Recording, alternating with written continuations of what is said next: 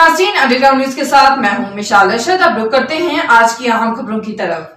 Roasting Manchester में मुसलमानों ने नमाज ईद एक साथ अदा किया। तवील अरसे के बाद कोविड-19 की वजह से एक दूसरे से बगलगिर होकर ईद मिले।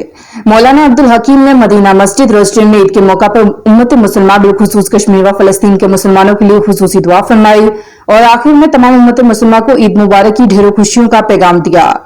इस मौका पर सियासी व समाजी कारोबारी और कम्युनिटी ने बड़ी तादाद में मसाजिद में ईद उल फितर की नमाज अदा की, जिसमें councillor Shakeel Ahmed, deputy leader councillor Adalat Ali, senior सहाफी राजा वाजिद हुसैन, मौलाना अब्दुल रशीद, बिजनेसमैन अफजल शरीफ, बिजनेसमैन खालिद चौधरी, नबील तारिक, आमिर जिया, खलील अहमद, सिया अशरफ, मोहम्मद यासीन, मोहम्मद शकील, मौलाना मोहम्मद अता, हाफिज शुबान और दीगर मौजूद थे।